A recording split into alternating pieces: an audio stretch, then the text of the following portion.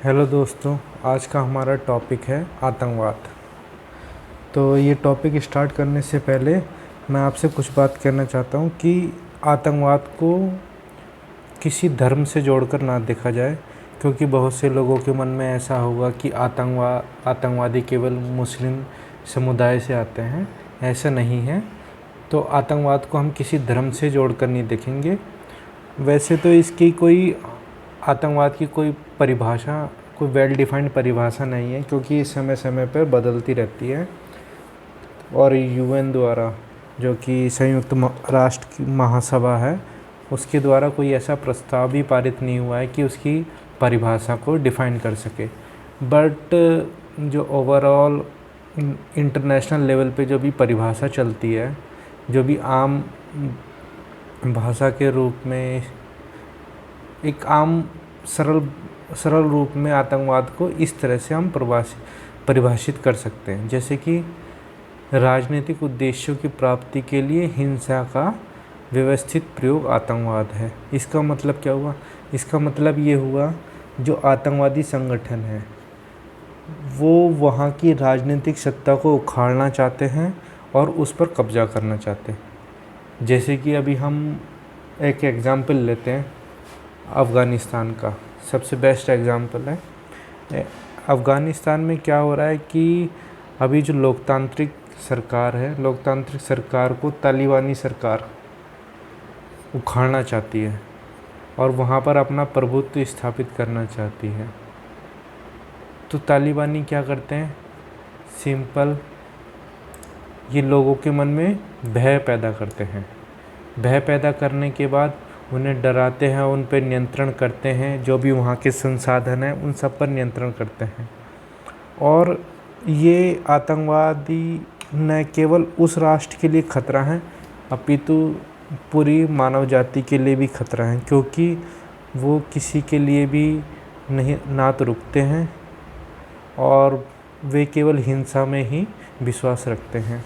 जैसे भी ये आपने कुछ साल पहले देखा होगा, आईएसआईएस के जो आतंकवादी हैं उन्होंने वीडियो पर कई लोगों का गला तक रेत दिया था, मतलब गला काट दिया था।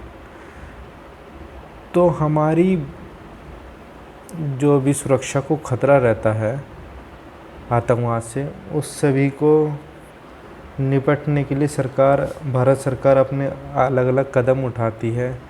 जैसे कि अभी हाल फिलहाल में पाकिस्तान जो द्वारा जो भी स्पॉन्सर्ड प्रायोजित आतंकवाद है वो सीमा पार से आ रहा है और भारत इससे कई दशकों से पीड़ित है।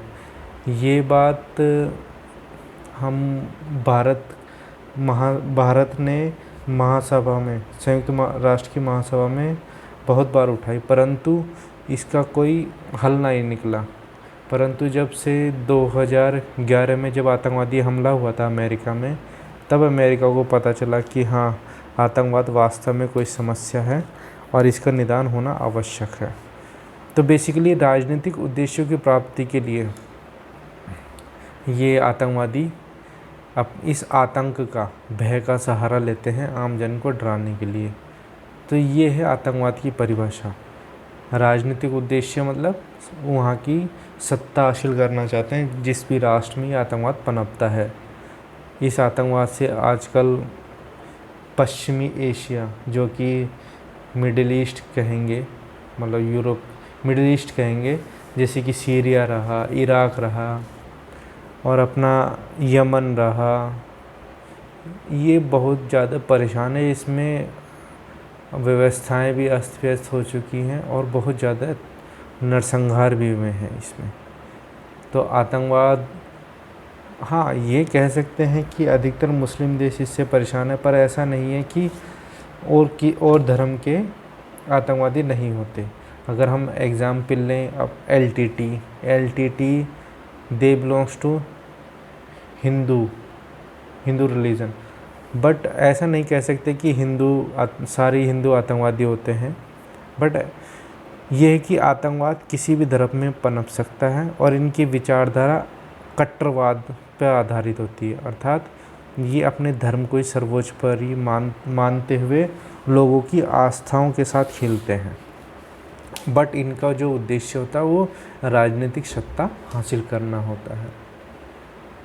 ठीक है दोस्तों, ओके, इसी के साथ मैं नेक्स्ट टॉपिक लेके आऊँगा।